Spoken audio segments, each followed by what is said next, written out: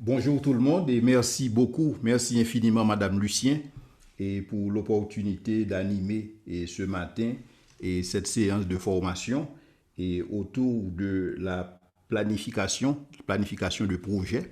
Donc ce matin nous allons regarder ce module d'introduction ensemble qui sera tout simplement un module pour vous donner un avant-goût de ce qui sera développé dans une formation qui sera réalisée à la fin du mois et dont les dates vous seront communiquées plus tard.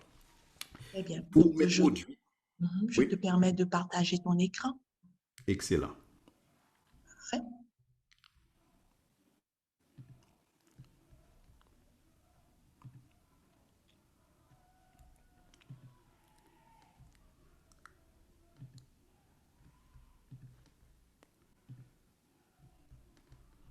Parfait. Excellent. Ensuite, Donc, pour faire connaissance un peu, et donc j'ouvre ma vidéo, et ne serait-ce que pour que vous puissiez voir qui est le facilitateur pour aujourd'hui, mais je vais rapidement fermer la vidéo et pour pouvoir gérer la bande passante et avoir un meilleur accès qui sera développé. Merci. Donc, comme je l'ai dit, et ce qu'on va voir aujourd'hui, c'est un module d'introduction et planifier un projet. Donc, en principe, on poursuit un certain nombre d'objectifs et dans le contexte de cette formation. Donc, ce que j'espère, c'est qu'au terme de cette formation de courte durée, et c'est que vous serez en mesure de discerner la raison d'être d'un projet, à savoir pourquoi lancer un projet, pourquoi est-ce qu'un projet est nécessaire. Donc, c'est un point qu'on va aborder en détail au cours de la formation. Le deuxième objectif que nous poursuivons, c'est de vous encourager à réfléchir sur les caractéristiques d'un projet. Un projet ressemble à quoi? Et quelles sont les caractéristiques, quels sont les indicateurs qu'en principe, quand on considère un projet, on doit nécessairement avoir un regard là-dessus. Et au final, c'est de maîtriser les étapes d'implémentation d'un projet. Et nous allons le faire sur la base de questionnement. Alors, comme je l'ai indiqué, ce module sera uniquement un module d'introduction. Donc, dans un certain sens, vous serez invité à discuter, vous serez invité à poser des questions et je vais m'arrêter à un certain moment de la durée pour vous donner cette opportunité. Et cependant, après la formation qui va durer 45 minutes, donc vous aurez amplement l'opportunité de poser des questions additionnelles. Donc je vais essayer de faciliter cette formation de la manière la plus pratique que possible et aussi vous donner cette opportunité de poser des questions et vous pouvez, et ce faisant, soit le faire à micro ouvert, soit vous utilisez le chat et pour poser vos questions. Et si vous avez aussi des commentaires, vous pouvez utiliser ces canaux pour le faire. Voilà. Maintenant, planification de projet. Donc, en principe, une des questions à laquelle que je vais essayer de répondre, c'est quoi un projet? Et je sais que certainement, vous avez vos idées, et à savoir c'est quoi un projet, mais je vais vous présenter une définition classique de c'est quoi un projet en principe. Et nous allons essayer de répondre à la question à savoir quelles sont les implications de projet pour quelqu'un qui veut monter un projet et quelqu'un qui veut rédiger, élaborer un dossier, un document de projet et qu'est-ce que ça implique, quelles sont les étapes et qui doivent être considérées dans le processus et pourquoi définir un projet et pourquoi exécuter un projet. Est-ce qu'on est obligé d'avoir un projet? Est-ce qu'on ne pouvait pas continuer à fonctionner de manière ordinaire, de manière classique, sans nécessairement penser à un projet? Et donc, ce sont des questions d'importance et que je vais considérer comment implémenter un projet, quelles sont les étapes à suivre, comment est-ce qu'on fait le monitoring de projet. Certainement, comme je l'ai présenté au niveau de mon introduction, ce module, c'est un module tout simple, c'est un aperçu. Et il faut voir dans ce module, c'est un survol que je fais pour ce qui concerne la planification de projet. Cependant, au cours de la formation qui aura lieu plus tard, à la fin du mois, donc là, je pourrais rentrer dans beaucoup plus de détails. Et donc, il y a autant de questions qui seront abordées dans le contexte de cette formation. Entre autres, c'est quoi un projet? Qu'est-ce que cela implique? Pourquoi définir et exécuter un projet? Comment implémenter un projet. Donc voici, si vous voulez, le menu et que nous allons considérer dans le contexte de cette formation d'introduction pour ce matin. Regardons une définition classique pour un projet. Cette définition est fournie par le Project Management Institute et selon le PMI, un projet, c'est une activité réalisée une seule fois. Et déjà, vous pouvez entrevoir dans cette définition que si vous réalisez quelque chose de manière récurrente, cela ne peut pas s'apparenter à un projet. Pourquoi? Parce qu'un projet, et comme la définition va l'indiquer, un projet est doté d'un début et d'une fin déterminée. C'est-à-dire un projet par opposition à un programme et qui peut être beaucoup plus continu. Un projet, c'est quelque chose qui est implémenté dans le temps et il faut un début, il faut nécessairement une fin et aussi un projet vise à créer un produit ou un savoir, c'est-à-dire je peux lancer un projet pour atteindre un objectif qui est de produire quelque chose, tout comme je peux lancer un projet dont l'objectif est d'apprendre quelque chose, c'est-à-dire je mets en place un système et pour pouvoir apprendre et pour pouvoir prendre de meilleures décisions.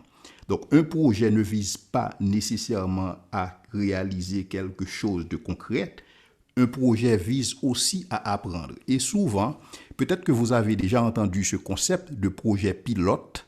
En général, quand on parle de projet pilote, on parle d'un projet qui doit déboucher sur un apprentissage. Et sur la base de cet apprentissage, il sera décidé plus tard, est-ce que ce projet sera reconduit, dans quelles circonstances, qu'est-ce qui a été appris et comment ce projet pourrait être répliqué ou dupliqué dans d'autres contextes. Donc, quand on considère un projet, on peut le voir de cette manière-là. Et aussi, la définition dit qu'il peut nécessiter la participation d'une seule ou de milliers de personnes. Je peux avoir un projet à moi seul, en tant que particulier, en tant qu'individu. Ça, c'est mon projet personnel. Tout comme je peux avoir un projet d'envergure qui demande ou qui mobilise la présence de beaucoup de personnes. Donc, dans ce contexte, il faut voir qu'un projet peut être conçu de manière modulable, dans le sens que je peux le voir dans une dimension micro, tout comme je peux concevoir le projet dans une dimension macro. Un projet peut être exécuté en une journée, c'est-à-dire pour aujourd'hui, j'ai un projet et avant de dormir, je vais voir où est-ce que j'étais par rapport au projet. Qu'est-ce qui a été réalisé? Je peux le faire sur une base d'une journée. Je peux avoir un projet sur la base d'un mois. Par exemple, pendant ce mois, c'est ce que je veux réaliser. Pendant ce trimestre, c'est le projet que j'ai à cœur. Et pendant le semestre, c'est ce projet que je développe. Et même pour l'année, et même sur plusieurs années, je peux avoir un projet qui s'étale sur 3 ans et sur 4 ans, sur 5 ans. Et donc, dans ce contexte, il faut voir que la définition de ce qu'est un projet est carrément flexible. Continuons avec la définition présentée par le PMI. Un projet peut être organisé comme je l'ai dit, par une seule organisation, tout comme différentes organisations peuvent se mettre ensemble et pour lancer un projet. Donc, c'est un projet commun, c'est un projet qui mobilise autant de ressources. Et donc, dans ce contexte, il faut voir qu'un projet peut être très simple dans sa structure d'organisation, tout comme un projet peut être très complexe, comme la construction de barrages, l'érection d'un édifice, tout ce que vous voulez.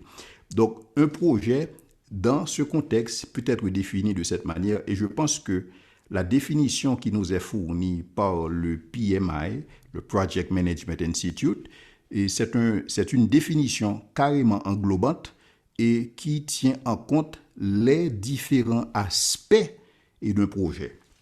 Et ces différents aspects, nous allons voir certains d'entre eux au cours de la formation aujourd'hui. Et pour le reste, ce sera à la fin du mois, quand on va passer plus de temps ensemble et au niveau de la formation sur la gestion de projet. Maintenant, quand on parle d'un projet, un projet présente un ensemble de caractéristiques. Et c'est sur la base de cette caractéristique qu'on peut distinguer un projet d'autre chose. Et ces caractéristiques sont les suivantes. D'abord, un projet se distingue sur la base du travail courant. Enfin, les projets ne rentrent pas dans le cycle ordinaire de ce qui est fait. Et dans un certain sens, un projet ne se réfère pas au status quo.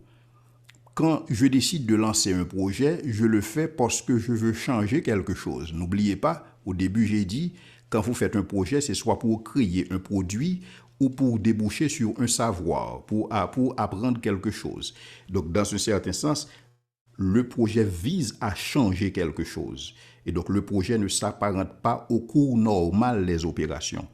Quand on est dans un contexte d'un projet, on va le savoir.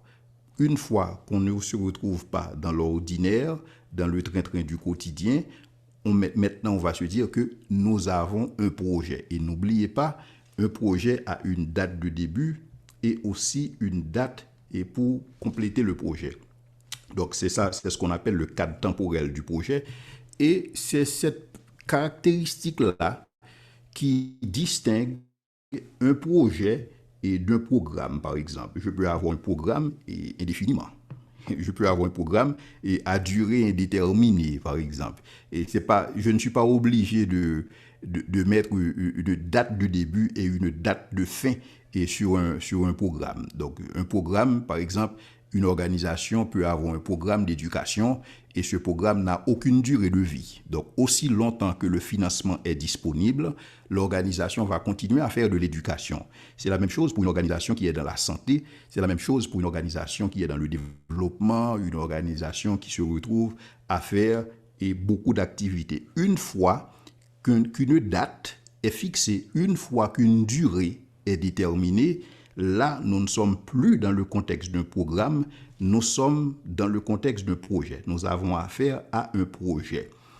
Et un projet, une autre caractéristique, c'est que les projets doivent être planifiés. Et déjà, je dois vous dire que l'idée même de projet fait référence à un plan. Dès qu'on parle de projet, on parle de plan. Donc, je pense qu'il est inconcevable de penser à un projet qui ne soit pas planifié. Parce qu'un projet nécessairement fait référence à un plan. Et c'est ce que nous allons voir tout au long de la présentation. Et un projet utilise des ressources et ont besoin de budget nécessairement parce que dès qu'on parle de projet, et ça va certainement faire appel à des ressources humaines, à des ressources matérielles. Et par rapport à ces ressources humaines et ces ressources matérielles, il faut nécessairement avoir des ressources financières. Donc, un projet mobilise des ressources par rapport aux besoins. Il y aura des besoins intrinsèques au projet. Et par rapport à ces besoins, il faut qu'une mobilisation de ressources soit effectuée dans ce contexte. Les projets aussi doivent être évalués. Donc, si je fais un projet, qu'il s'agisse pour lancer un produit, créer quelque chose ou apprendre quelque chose, je dois, à un certain moment de la durée, me poser la question à savoir qu'est-ce qui a été fait ou qu'est-ce qui a été appris. Et pour ce faire, il me faut disposer des critères d'évaluation. Donc, plus tard, au niveau de la formation, je vais parler de ces indicateurs et pour évaluer un projet, nous allons parler d'indicateurs de processus et nous allons parler d'indicateurs de résultats et nous allons parler de différents types de résultats, des extrants, nous allons parler des effets et nous allons parler des impacts. Donc, il y a autant de résultats qu'un projet pourrait déboucher et pour chaque catégorie de résultats, il est nécessaire d'avoir des critères d'évaluation ou, si vous voulez, des indicateurs de performance. Un projet, entre autres, débouche sur un résultat et qui n'est pas nécessairement connu au départ. Et je sais que certains d'entre vous doivent être en train de rire et quand vous voyez qu'un projet peut déboucher sur un résultat qui n'est pas nécessairement connu à l'avance. Alors là, la réalité, c'est qu'il y a, dans le contexte d'un projet, des résultats qui sont anticipés, mais il y a aussi des résultats qu'on ne peut pas toujours anticiper, mais qui vont découler du projet. Et c'est là qu'on parle d'impact.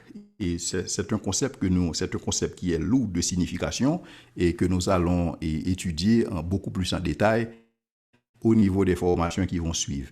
Donc, je fais un projet, il y a des résultats que j'anticipe, il y a des résultats que je ne peux pas anticiper. Cependant, dans mon processus d'évaluation, je vais voir effectivement, voilà ce sur quoi ce projet a débouché. Laissez-moi vous donner un exemple. Et je me souviens d'une organisation qui avait lancé un programme de lampadaires, un projet de lampadaires, pour construire des lampadaires dans une communauté. Et ce qui s'est passé, l'objectif du projet, en fait, c'était de réduire la criminalité. C'était de réduire les viols, c'était de réduire les meurtres, parce que là où il y a l'éclairage, donc le projet s'était dit que ça va diminuer les risques de délinquance, ça va diminuer les risques de violence. Voici le résultat anticipé par le projet. Cependant, quand on a fait l'évaluation du projet, c'était moi qui ai fait l'évaluation du projet pour l'organisation, j'ai vu que ce projet avait des incidences sur le commerce. C'est-à-dire avec l'éclairage qui maintenant était présent au niveau de la communauté, les gens ont commencé à créer des micro-entreprises, des gens ont commencé à avoir des activités commerciales et aussi une vie nocturne a commencé à émerger dans cette communauté. Mais ce n'était pas le résultat anticipé dans le contexte du projet. Ce que le projet visait, c'était la réduction de la violence, la réduction de la délinquance. Mais cependant, le projet a eu des résultats qui ne pouvaient pas être anticipés. On n'allait pas savoir. Et je me souviens même que ce projet a eu des incidences sur les résultats scolaires des enfants, des écoliers, qui maintenant ont pu bénéficier de cet éclairage pour étudier et ça leur a permis d'avoir de meilleures notes à l'école. Un projet ne pouvait pas anticiper tout cela. Ça n'aurait pas été possible qu'un projet puisse anticiper tous ces résultats qui déboucheraient de la part du projet. Donc, ne serait-ce que pour vous dire que un projet débouche nécessairement sur des résultats, mais pas des résultats connus à l'avance. Autre caractéristique, le résultat est souvent un produit d'un type quelconque. Donc c'est un produit dans le sens que même l'apprentissage, c'est un produit. C'est-à-dire, j'ai parlé tantôt d'un projet pilote et qui vise à apprendre quelque chose. Parce qu'un projet pilote, c'est un projet qu'on veut dupliquer. C'est un projet qu'on veut étendre par ailleurs, dans d'autres zones, dans d'autres communautés. Donc, on veut apprendre, on veut savoir quelle est la meilleure façon, quelles sont les conditions de réussite d'un tel projet. Et donc, je fais un pilote. Et donc, le résultat, ou si vous voulez, le produit, et ça peut être un produit tangible, ça peut être un produit intangible, mais nécessairement, c'est un produit. Qu'il s'agisse de quelque chose que le projet vise à fabriquer, comme dans le contexte de ces lampadaires, qu'il s'agisse d'un apprentissage que le projet veut et veut déboucher là-dessus, donc nécessairement, on va le considérer comme un produit, c'est-à-dire quel est le résultat anticipé par le projet. Et à l'issue du projet, il faut prendre des décisions, particulièrement quand ce projet a été implémenté et quand ce projet est maintenant en phase d'évaluation. Parce que je vous ai dit que les projets doivent être évalués. C'est l'une des caractéristiques. Maintenant, cette évaluation, on ne le fait pas ne serait-ce que pour évaluer le projet, on le fait à dessein pour pouvoir prendre des décisions. Et ces décisions seront des décisions informées à la lumière de ce qui s'est passé durant l'implémentation du projet. Et donc, ceci dit, les résultats de ce projet seront utilisés à certaines fins. Les résultats de ce projet seront institutionnalisés.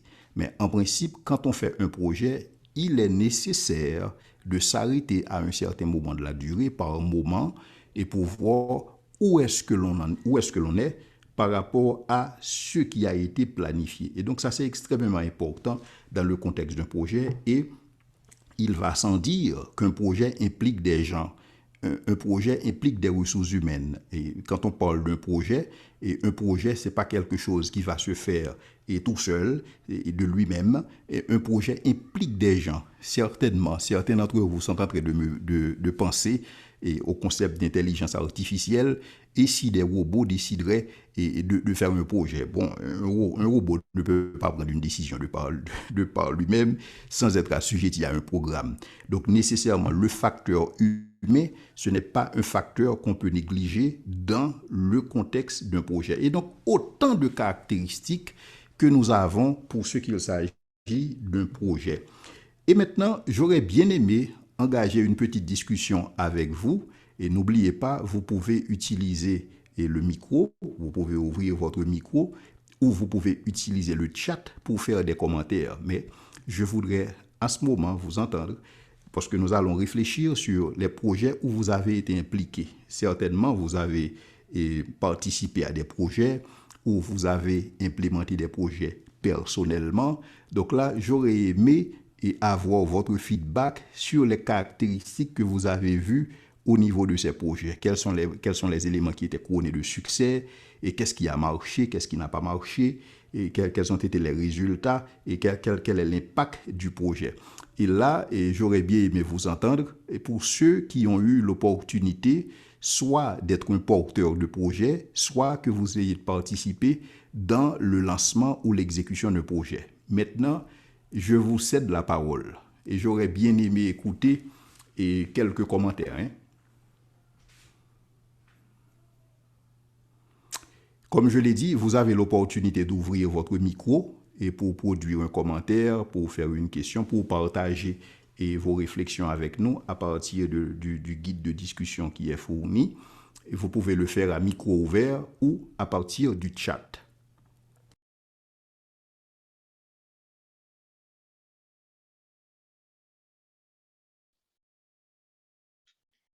Bel bonsoir à tous. Bonsoir. Déjà, merci pour cette opportunité. OK.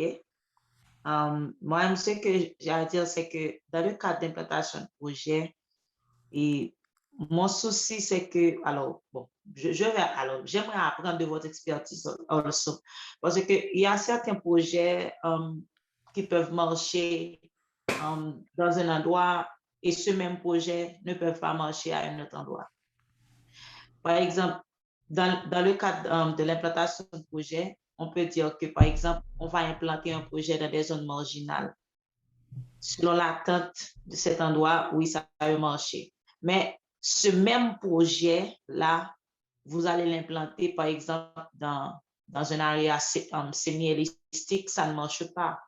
C'est-à-dire que moi-même, c'est toujours là mon obstacle, c'est des fois, et on a l'argent, on a les opportunités, les bailleurs ont déjà on nous donné l'argent, on voyage dans des zones et ça a marché là, ça a marché là, mais ça ne peut pas marcher. Et on doit donner des résultats. Puisque l'argent est déjà décaissé, on doit donner des résultats. C'est toujours là mon obstacle. Mais en ce qui a trait avec l'impact, ça a toujours un très bon impact là où le projet marche, mais là où le projet ne marche pas, c'est-à-dire que c'est comme si on a échoué. Bon, moi, j'aimerais savoir pourquoi un projet peut marcher dans une zone et dans une telle zone, ça ne peut pas marcher. Et dès l'implantation, lorsqu'on va faire l'étude communautaire, lorsqu'on fait l'étude communautaire, les gens nous montrent que ça va marcher. Pourtant, au cours du projet, ça ne marche pas. Merci beaucoup, Paola. Je pense que c'est une excellente question. Et souvent, si tu me permets l'expression, on se casse la gueule parce qu'on pense que parce que ça a marché dans un endroit X, ça va nécessairement marcher dans un endroit Y. Et telle n'est pas la réalité.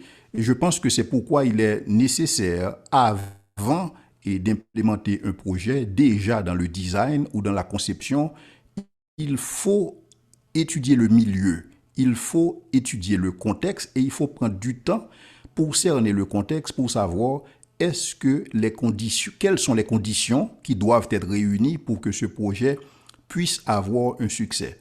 Parce que si ces conditions, et c'est là qu'il faut poser des hypothèses, il faut regarder le contexte où le projet a déjà été implémenté et pour voir si les contextes sont les mêmes. Et est-ce qu'il n'existe pas des particularités de chaque contexte dont ce projet doit nécessairement tenir compte. Et c'est pourquoi des fois il est important de voir si un projet a déjà été implémenté dans un contexte et on prévoit de l'implémenter dans un autre contexte, dans quelle mesure ce projet peut être modulable. Donc ne serait-ce que pour voir est-ce qu'on doit nécessairement implémenter le projet tel que ça a été fait par le passé dans cet endroit en particulier ou est-ce qu'il n'y a pas lieu d'apporter des révisions, et en fait, dans le sens que le contexte a changé. Et personnellement, j'ai vu des projets implémentés en milieu urbain et qui ont réussi, mais dans le milieu rural, ils n'ont pas réussi et vice-versa. Donc, le facteur contexte, c'est un facteur dont il faut nécessairement tenir compte. Et c'est justement la raison pour laquelle, dans la formation qui sera développée à la fin du mois, il y a un module sur l'étude du milieu, sur l'analyse du contexte, parce que c'est carrément déterminant en matière de réussite d'un projet. Merci Paola, excellente question. Je peux prendre une dernière question avant de poursuivre dans le module, et après, au final, on aura l'opportunité pour d'autres personnes de poser des questions additionnelles. Merci, Monsieur Jules. Je suis Eliazar Robert. Merci vraiment pour la présentation. En fait, moi, ce que je voudrais vous demander, dans votre expérience projet, nous voyons par exemple, surtout dans les pays pauvres comme Haïti, parfois il y a des projets qui arrivent et les gens, ils arrivent avec des expériences qu'ils ont faites dans d'autres pays. Et surtout, c'est comme une sorte d'imposition. Et souvent, ces projets ne marchent pas. Mais je voulais prendre dans un contexte un petit peu local. Qu'est-ce que vous suggériez, vous pourrez suggérer partir avec l'idée de projet de la base, c'est-à-dire aller vers la communauté dès la conception du projet, impliquer la communauté dès la conception du projet, ou concevoir les projets pour amener le projet vers la communauté. Parce que je pense qu'il y a parfois ces deux tendances ou ces deux pratiques. Quelle serait votre proposition, ou d'après vous, quelle est la meilleure approche dans la conception de projet? Merci beaucoup, Eliazar. Et je pense que, là encore, c'est une excellente question. Et je pense que souvent, il y a des organisations qui disent n'avoir pas le choix. On leur a imposé un projet, le bailleur a imposé un projet parce que qui finance commande, comme on dit, et il se retrouve avec un projet qui ne répond pas à la réalité du milieu. Or, en principe, la démarche classique serait d'impliquer les bénéficiaires, et les bénéficiaires qu'on anticipe dans le contexte du projet, qu'ils puissent aussi participer dans le design. Parce que quelqu'un qui a son mot à dire, et déjà je dois vous dire que l'idée le concept de bénéficiaire, on commence à ne plus l'utiliser. Et on veut remplacer ce concept par partie prenante. Parce que bénéficiaire, c'est un petit peu péjoratif, et ça veut dire que c'est quelqu'un de rang inférieur et qui reçoit quelque chose d'un supérieur. Donc on veut enlever ce concept. Et je pense que c'est une bonne chose. Et ce concept et ce changement met aussi en exergue le fait qu'il faut impliquer les parties prenantes dans tout le processus de design. Non seulement ceux qui financent, ceux qui exécutent, mais ceux qui font partie de la communauté dans laquelle le projet va s'insérer. Donc je pense que c'est cette vision, et souvent qu'on parle de vision 360 degrés, et qui implique une communauté de parties prenantes et pour avoir un meilleur design, une meilleure conception du projet et que ça soit réussi. Mais cependant, je concède et qu'il y a des organisations qui souvent se retrouvent à implémenter des projets en fonction des priorités des bailleurs et non en fonction de la réalité locale. Et c'est là que je pense qu'il faut nécessairement une éducation des bailleurs. Et moi, j'ai eu à gérer un certain nombre de projets. Et une des choses que j'ai commencé à faire, et c'était le fait que mes rapports de progrès, ce ne sont pas des rapports qui sont envoyés uniquement à un bailleur, mais ce sont des rapports qui sont aussi partagés aux communautés où le projet est implémenté. Parce que souvent, c'est nous qui sommes la cause de cette relation à sens unique en termes de soumission de rapport au bailleur. C'est comme si c'est le bailleur uniquement qui doit être informé parce que c'est le bailleur qui finance. Donc là, quand on partage les rapports, quand on partage les informations avec la communauté bénéficiaire, entre guillemets, cette communauté maintenant a l'opportunité de changer le cours du projet. Il peut dire voici ce qui marche, voici ce qui ne marche pas. Donc, au lieu que c'est à la fin qu'on va découvrir que le projet n'a pas réussi, on peut déjà solliciter des commentaires, solliciter des rétroactions de la part des gens qui sont impliqués sur le terrain. Et là, vous allez voir qu'en principe, il y a beaucoup, il y a une mine d'informations de ce côté et qui peut être exploitée et moyennant et qu'il y ait des couloirs et de transmission d'informations entre la communauté, ceux qui implémentent le projet et ceux qui financent le projet. Excellente question. Merci beaucoup. Je vais avancer. Docteur Jules, Oui. et j'ai vu qu'il y a quand même quelques commentaires et rapidement, je vais partager. Il y a une question aussi. Je veux savoir comment réussir un projet personnel. Donc, je ne sais pas si on peut donner un élément de réponse ou bien si ça pourra être repris vers la fin de l'intervention. C'est une excellente question. Merci beaucoup, Madame Lucien. Excellente question. Et c'est une question que nous allons aborder avant la fin de cette formation, à savoir quelles sont les questions qu'il s'agit de se poser dans le contexte d'une conception de projet. Que ce projet soit un projet individuel ou que ce projet soit un projet corporatif ou organisationnel. Très bien. Il y a une main qui était levée. Et puis également, il y a une main qui était levée et également une réaction de Clifford Décollé. Donc, on va d'abord accorder la priorité aux femmes. Donc, on permet rapidement à Paola Isidore d'intervenir et ensuite Clifford. Et on permettra ensuite à Dr. Jules de continuer avec sa présentation. OK, mille merci, madame. Encore merci, docteur Jules. Ce que j'aimerais ajouter, alors j'aimerais avoir un conseil de la part de docteur Jules parce que je me suis toujours retrouvée dans une situation très alarmante chaque fois que l'année fiscale commence. Par exemple, comme je viens de vous dire tout à l'heure, on a l'argent, on a tout et tout, on a les indicateurs, on a beaucoup travaillé, mais lorsque l'année fiscale commence, il y a tellement d'argent qui reste entre nos mains et je peux dire que cet argent-là doit retourner à Washington, D.C. Et vous voyez qu'on a beaucoup de problèmes, la communauté a toujours de problèmes et vous allez compter de grandes sommes pour retourner vers le bailleur. C'est-à-dire que moi-même, des fois, j'ai de l'argent entre mes mains. Comme responsable de projet, comme coordonnatrice de projet. Je vais dans la communauté, je demande aux gens quel type d'activité qu'on peut faire juste pour faciliter, parce qu'on doit dépenser l'argent. On nous a envoyé l'argent pour faire marcher le projet. Mais c'est tout comme si on a toujours une forte somme en balance. Et ça, lorsque je vais dans les rencontres à l'étranger, on nous a dit c'est comme si on n'est pas qualifié pour tenir le projet. Merci Paola. Je pense que ça, c'est un véritable dilemme. Et c'est un dilemme qui affecte non seulement le porteur de projet, et c'est un dilemme qui affecte aussi le pays, parce que souvent, on dit que Haïti n'a pas une capacité d'absorption. Parce que souvent, les fonds qu'on nous alloue, ce sont les fonds qui doivent retourner aux bailleurs, parce qu'on n'arrive pas effectivement à dépenser. Et je pense que ça crée une sorte de malaise. Et du côté des bailleurs de fonds aussi, quand bien même ils vont recevoir les fonds à la fin du projet, mais ça c'est un malaise.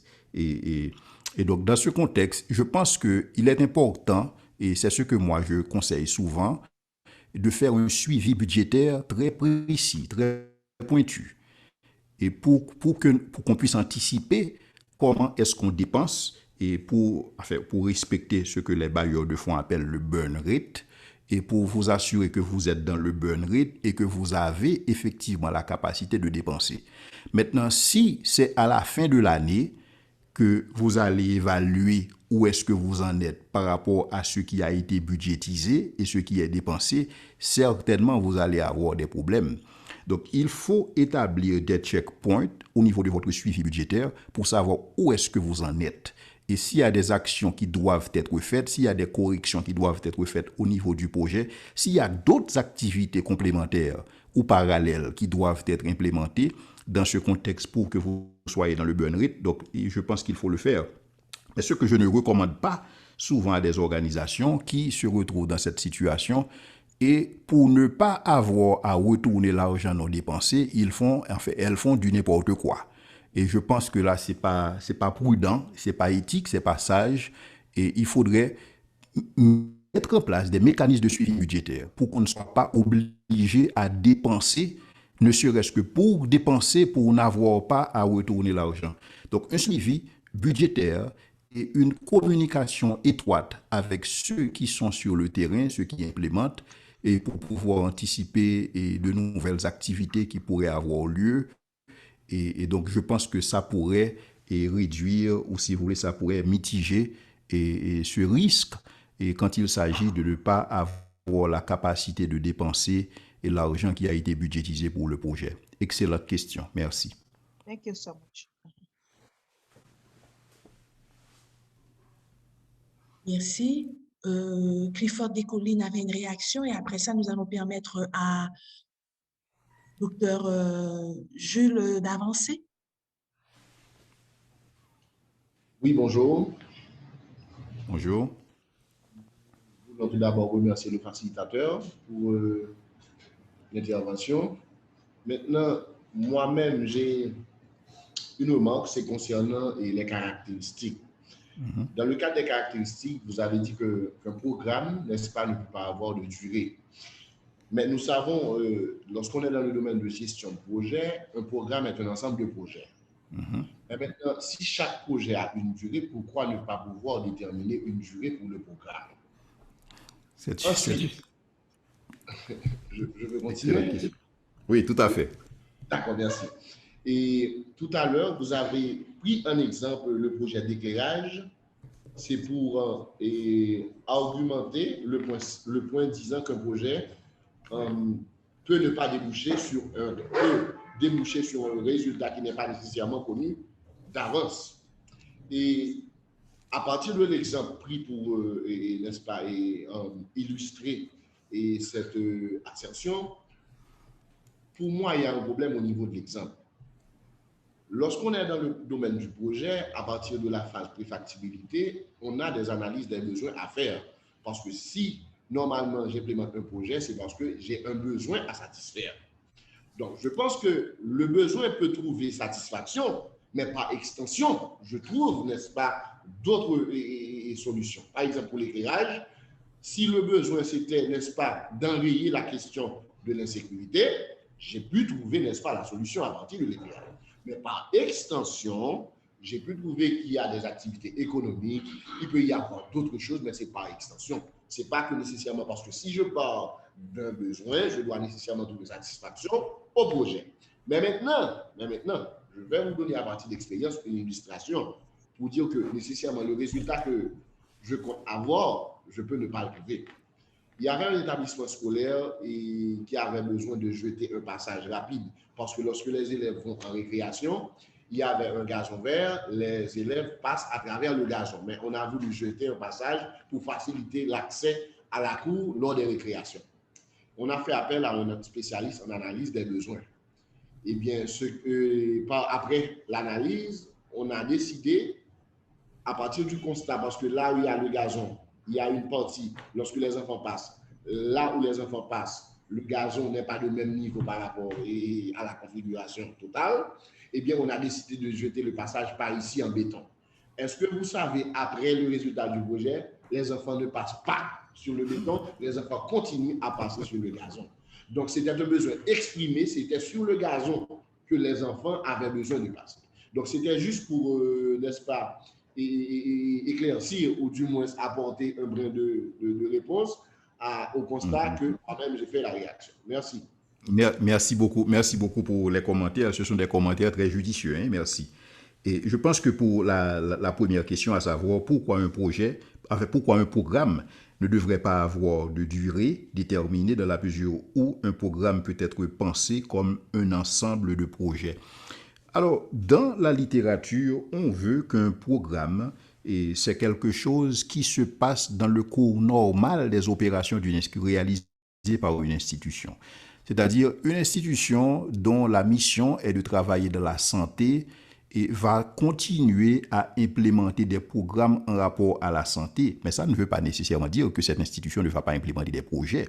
L'institution peut implémenter des projets qui touchent à la santé, mais puisque dans la mission de cette institution, c'est une institution qui évolue dans la santé, donc cette institution va continuer à évoluer dans ce secteur-là jusqu'à ce que les fonds ne sont plus disponibles pour qu'elle puisse continuer à implémenter sa mission.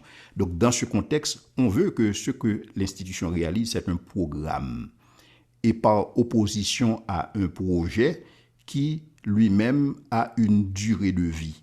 Donc en principe, c'est classique. Et effectivement, on pourrait dire qu'un programme, puisque c'est un ensemble de projets, une fois que les projets prennent fin, donc le programme devrait arriver à terme aussi, mais tel n'est pas le cas. Si c'est un programme qui rentre dans la mission d'une institution, l'institution va vouloir continuer aussi longtemps que les fonds existent. Donc la différence entre programme et projet, ça c'est classique. Maintenant, pour ce qu'il s'agit du commentaire, pour les résultats attendus, alors la réalité, c'est qu'on ne peut pas tout anticiper.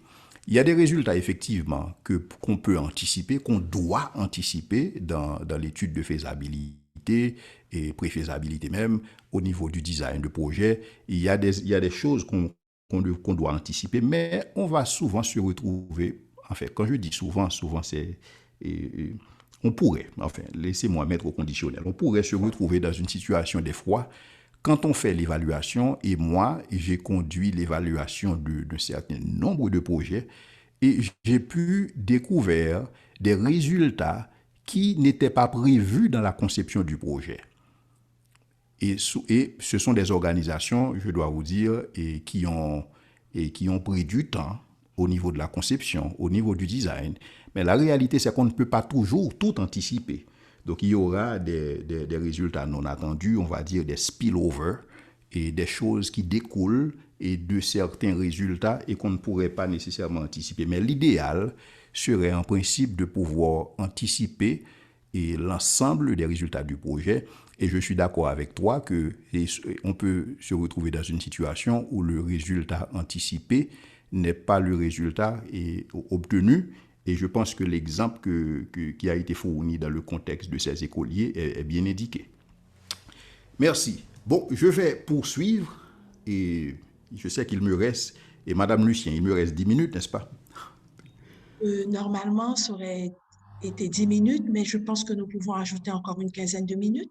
Excellent. Le temps de couvrir le reste de la présentation pour continuer à mettre en appétit les différents participants et après 10 à 15 minutes pour des questions additionnelles.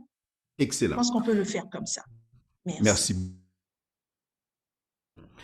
Je pense qu'une question primordiale qu'il s'agit de se poser avant de lancer un projet et avant même de travailler sur la conception d'un projet, c'est avons-nous besoin de changer quelque chose? Qu'est-ce qu'on veut changer? Donc je pense qu'un projet, c'est un outil de changement en quelque sorte. Donc on n'est pas satisfait du status quo et donc dans ce contexte, on lance un projet afin de changer la donne. Et donc je pense que ça, ce serait le point de départ, ce serait l'abécédaire même et d'une entreprise, d'un projet qui se lancerait. Donc l'idée, c'est de commencer par l'examen et de la situation actuelle, de regarder le status quo, de faire une photographie et de la réalité actuelle et de se dire, est-ce que c'est acceptable? Si c'est acceptable, bon, c'est pas la peine d'avoir un projet, donc il suffit tout simplement de maintenir, il suffit tout simplement de renforcer ce qui est, parce que ce qui est correct, c'est conforme à vos attentes, c'est conforme à vos préoccupations, et donc là, il y a nul besoin d'implémenter un projet, et comme on dit souvent, on ne change pas une équipe qui gagne. Cependant, dans la mesure où il existe une certaine insatisfaction par rapport au status quo, donc là, ça nécessite d'innover, ça nécessite de faire des changements, et c'est dans ce contexte que le projet s'inscrit. Donc, un projet s'inscrit dans une dynamique de changement. Est-ce que vous voulez changer quelque chose? Si vous voulez changer quelque chose, alors faites un projet. Donc ça, c'est clair. Et ça, ce que je suis en train de vous dire, c'est valable et pour un particulier et pour une organisation, et même pour un pays. Même pour un pays. Donc on va se dire, par rapport à la réalité actuelle d'Haïti, est-ce qu'il y a lieu d'avoir un projet changement, un projet de société pour changer certaines choses? Si on est d'accord avec le status quo, on n'a rien à faire, donc tout est correct. Et comme disaient les Kenyans, Hakuna Matata. Mais si vous regardez qu'il y a lieu de changer quelque chose, et donc là, c'est alors que vous commencez à implémenter un projet. Donc, je vais vous demander de réfléchir. Ce n'est pas un exercice qu'on va faire maintenant, mais c'est quelque chose que vous pouvez faire vous-même. Donc, réfléchir à votre propre situation. Pensez à un domaine dans lequel vous n'êtes pas satisfait de la pratique actuelle et appliquez ce petit test que je viens de vous montrer, à savoir examiner la situation présente. Est-elle acceptable? Si elle est acceptable, maintenez-la. Si elle n'est pas, ou renforcez-la. Sinon, changez et innovez. Donc, c'est un petit exercice que je vous invite à faire personnellement, ne serait-ce que pour que vous puissiez évaluer dans votre contexte, à vous, qu'est-ce qui mérite d'être changé s'il y a lieu. Et donc, s'il y a des choses qui doivent être changées, donc vous travaillez sur un projet. S'il n'y a rien à changer, donc là, vous pouvez tout simplement maintenir le status quo dans la mesure où il est acceptable. Donc là, je voulais rapidement aussi vous présenter un petit schéma et de processus de projet et où tout projet, enfin on va regarder le projet en amont dans son cours d'implémentation et aussi le projet en aval. Déjà, vous voyez qu'un projet commence à partir d'une idée. Et je pense qu'il y avait quelqu'un, et si je ne m'abuse, et qui avait posé une question et sur d'où vient l'idée de projet. Est-ce que l'idée de projet doit venir du bailleur ou est-ce que l'idée de projet doit venir des bénéficiaires, entre guillemets? Donc, je pense que là est, si vous voulez, est toute la quintessence de la chose. Qui est auteur de l'idée? Et d'où est-ce que qui a déterminé le besoin? Qui a décidé qu'il y a un besoin là? Et donc là, c'est extrêmement important parce que le groupe ou la partie prenante ou les gens, les parties intéressées qui déterminent là où il y a ce besoin, donc je pense que ça peut avoir des répercussions assez significatives, qu'il s'agisse au niveau de la conception du projet, dans le lancement du projet, sa réalisation et la clôture du projet. Donc c'est quelque chose qui est véritablement lourd de signification dans ce contexte. Donc déjà, au niveau de la phase de conception, donc là, vous avez le développement de l'idée, les études de faisabilité, préfaisabilité qui sont réalisées, des analyses de risque, l'analyse de l'environnement du projet, autant de choses que nous allons voir et durant la formation et qui va se dérouler à la fin du mois. Maintenant, une fois que cette étape est réussie, donc là, on peut passer à la phase du lancement du projet et qui sera suivie par l'implémentation du projet avec des outils de planification qui sont mis en place pour les activités et des outils de suivi, des indicateurs de contrôle qui seront mis en place et des mécanismes correctifs qui seront développés pour savoir que avec si vous voulez, tout ce que vous avez en termes de théorie de changement et si on trouve tel résultat, comment est-ce qu'on va faire par rapport à ce qui a été anticipé et la gestion des ressources humaines en rapport au projet. Donc tout ceci est extrêmement important dans la phase d'implémentation du projet, phase que nous verrons en détail au cours de la formation et qui sera présentée à la fin du mois. Et aussi, il y a la phase clôture du projet qui est aussi une phase très importante. Et très importante dans le contexte du projet parce que c'est là que nous allons faire un travail de mémoire, un travail d'apprentissage pour comprendre qu'est-ce qui effectivement a changé. Certainement.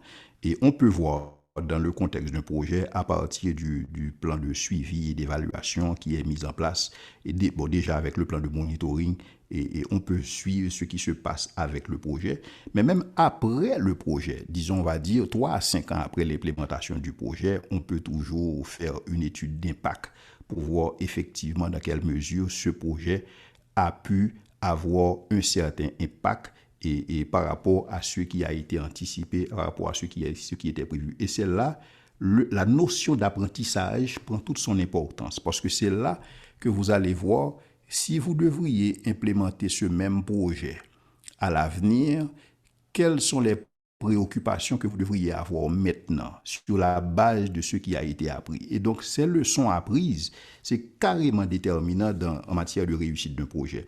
Et souvent, et de par mon expérience, et je réalise qu'il y a beaucoup d'enthousiasme, beaucoup d'excitation à la phase de conception, à la phase d'implémentation. Mais quand il s'agit d'apprendre, quand il s'agit de se regarder dans le miroir, quand il s'agit de voir qu'est-ce qui a effectivement marché, dans le contexte, on se retrouve à implémenter un autre projet très rapidement sans savoir effectivement qu'est-ce qui a été appris en termes de leçons par rapport à ce qui était déjà implémenté. Donc là, je voulais attirer votre attention, mais ce sont des points que nous allons regarder beaucoup plus en détail au niveau de la formation et qui aura lieu à la fin du mois. Maintenant, je voudrais ici attirer votre attention sur un ensemble de questions pertinentes qu'il convient de se poser par rapport à la planification d'un projet. Parce que n'oubliez pas, le module aujourd'hui, c'est planifier un projet. Planifier un projet nécessite qu'on se pose certaines questions. Et ce sont ces questions que je vais regarder avec vous rapidement. Premièrement, c'est qu'est-ce que vous allez faire dans le contexte de ce projet? Ce projet concerne quoi? Et où est-ce que vous allez faire ces choses? Et comment est-ce que vous allez vous y prendre? Bon, nécessairement, ça demande aussi le pourquoi de la chose. Et pourquoi est-ce que vous voulez faire ce projet? Qu'allez-vous faire? Comment est-ce que vous allez vous y prendre en termes de mise en place? Qui va participer dans ce projet? Et quels sont les résultats que vous attendiez au niveau de ce projet? À quel moment est-ce que les activités du projet vont avoir lieu? Et comment et à quel moment vous allez pouvoir observer des résultats? Parce que vous faites le projet, n'oubliez pas, c'est pour aboutir à un changement. Comment la progression sera-t-elle faite? Comment est-ce que le suivi de ce projet sera réalisé? Comment le projet sera évalué? Est-ce que le projet sera évalué à la fin? Est-ce qu'on va laisser quelques années et avant de procéder à une évaluation formelle de ce projet? Quelles sont les ressources nécessaires qui seront mobilisées dans le contexte de ce projet? Et donc là, vous avez un ensemble de questions très pertinentes et que vous devez vous poser. Et là, je dois vous dire que et plus ça dépasse le cadre effectivement d'un projet personnel, mais il y a ici des questions pertinentes, des questions importantes qu'on peut aussi considérer dans le contexte d'un projet personnel ou dans le contexte d'un projet pour une organisation. Mais la grande question, c'est pourquoi vous voulez faire ce que vous voulez faire. Donc ça se rapporte au changement que vous voulez implémenter et sur la base de cela, vous allez commencer avec des actions. Donc, le pourquoi du projet est implicite au projet lui-même. Donc, c'est la première question à se poser parce que n'oubliez pas, c'est est-ce que vous êtes satisfait du status quo? Maintenant, si vous êtes satisfait, maintenez la réalité, renforcez la réalité, tout ce que vous voulez. Mais si vous n'êtes pas satisfait, c'est là qu'il est nécessaire d'avoir un projet. Et à partir de ce moment-là, vous vous dites qu'est-ce que vous allez faire? Où est-ce que vous allez le faire? Donc là, c'est toute l'analyse au niveau du contexte pour voir l'analyse du milieu, comment est-ce que vous allez vous y prendre, quels sont les mécanismes que vous allez mettre en place, quelle est votre théorie de changement et par rapport à ce projet, les parties prenantes de ce projet. Et quand je parle de parties prenantes, je parle des gens qui sont impliqués à tous les niveaux, comme on les appelle en anglais des stakeholders, que vous allez considérer les résultats que vous anticipez. Et là, je suis déjà à la phase d'idéation. Je suis à la phase d'idéation. Donc là, on regarde l'idée, on considère les différentes facettes de l'idée avant de rentrer dans une phase beaucoup plus complexe qui est la conception du projet. À quel moment auront lieu les différentes activités et le suivi et l'évaluation, comment est-ce que cela va se faire et les ressources qui doivent être mobilisées par rapport à ce projet. Est-ce que effectivement vous disposez de ces ressources-là pour pouvoir réaliser votre activité? Donc là, c'est autant de questions que vous devez vous poser dans le contexte de la planification du projet. Et pour respecter l'heure, je vais m'arrêter là.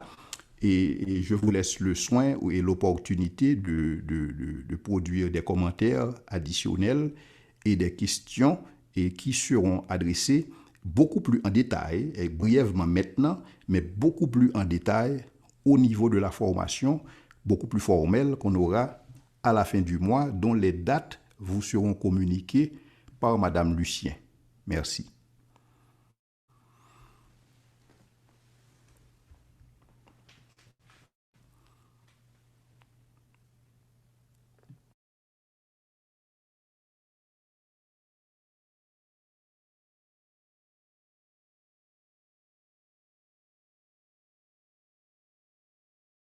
Et il y a eu une question sur le chat. Il y a une question sur le chat. Je crois que c'est de Margarly Laforest Rémy qui dit: tenant compte de ces termes, flexibilité, capacité d'adaptation, existe-t-il un projet qui ne soit réalisable? Ça, c'est une bonne question. Est-ce qu'il existe des projets qui ne soient pas réalisables? Bon, un projet qui n'est pas réalisable, en principe, ne devrait pas être implémenté. Parce que si on constate déjà que le projet n'est pas réalisable, pourquoi le faire? Cependant, si on veut lancer un projet pilote pour voir dans quelles conditions ce projet peut avoir des chances de réussir, donc là, on peut le faire. Donc, on n'est pas sûr et certain de ce que ça va donner. Est-ce que ça va avoir la réussite escomptée? Cependant, on le fait de toutes les manières parce qu'on veut apprendre quelque chose. Et donc là, on le fait. Mais si on sait d'avance que c'est un projet voué à l'échec, c'est comme si demain matin, on décide de construire une navette spatiale et pour envoyer dans l'espace. Bon, est-ce que nous avons la technicité pour le faire, les capacités, les compétences, l'expérience, l'expertise nécessaires pour le faire? Bon, je ne pense pas pour une organisation ici en Haïti, mais je pense que là, on peut se dire que c'est un projet qui n'est pas réalisable, tenant compte de certains facteurs. Mais si c'est un projet qu'on veut faire pour apprendre, et comme je l'ai dit tantôt, un projet peut déboucher sur un produit tangible, un changement tangible que vous voulez voir, parce que dès que vous parlez de projet, vous êtes dans la dynamique de changement. Mais tout comme un projet peut déboucher sur un certain nombre de choses que vous voulez apprendre. Et cet apprentissage vous sera utile si vous décidez de poursuivre ce projet dans d'autres contextes, dans d'autres communautés, dans d'autres situations. Et donc, ça vous permet de mettre en lumière quelles sont les conditions et hypothèses qui doivent être réunies pour que ce projet puisse marcher. Donc, dans ce contexte, on peut le faire. Merci. Merci beaucoup, Dr. Jules. Définitivement, de très bonnes questions, une très belle présentation et j'ai l'impression que si le paramètre temps n'était pas en cause, ça aurait bien pu se prolonger. Encore merci. Donc, je ne sais pas si vous avez encore certaines questions que vous aimeriez poser au Dr. Jules, soit en ouvrant vos micros ou sur le chat. Je pense que nous pouvons encore prendre 2 questions.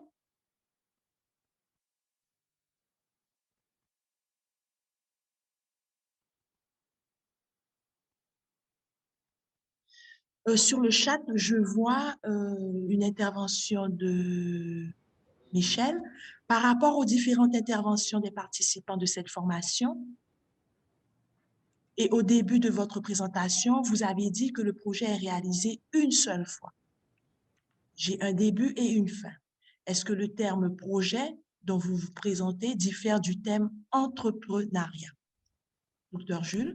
C'est une excellente question. Alors, je dois dire que, en principe, quand on regarde un document de projet et qu'on veut implémenter, donc on va dire qu'on va le faire une fois, et dans la mesure où ce projet présente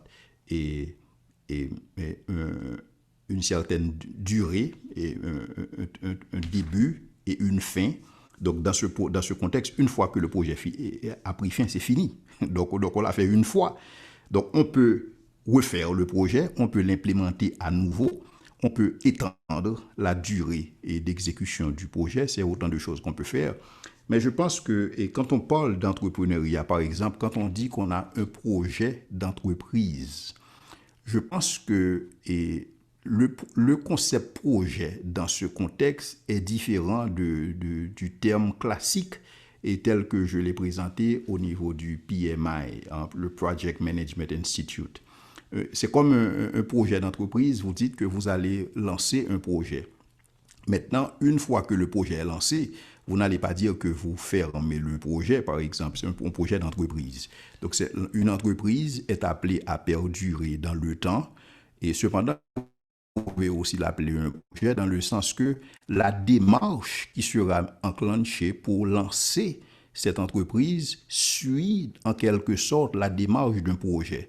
C'est-à-dire, vous allez faire une étude de marché et sur la base de cette étude de marché, vous allez prendre des décisions qui seront liées à, si vous voulez, les moyens qui seront mobilisés pour satisfaire ce marché-là, les moyens humains, les moyens matériels et aussi la finance. Combien d'argent est-ce que vous aurez à dépenser? Qu'est-ce que ça va rapporter? Quand est-ce que l'entreprise sera rentable? Autant de questions que vous vous posez. Mais une fois que l'entreprise lancée et atteigne sa vitesse de croisière, vous n'avez plus un projet d'entreprise, vous avez une entreprise. Donc je pense qu'il y a effectivement une nuance, c'est une très bonne question. Il y a une nuance qu'il faut introduire dans le contexte d'un projet et classique de type PMI et Project Management Institute et un projet tel qu'on peut le concevoir comme on a un projet de fonder une famille et on a un projet de voyage, on a un projet de lancer une entreprise. Donc je pense qu'il y a des nuances et qu'il s'agit d'apporter et selon le type de projet en présence.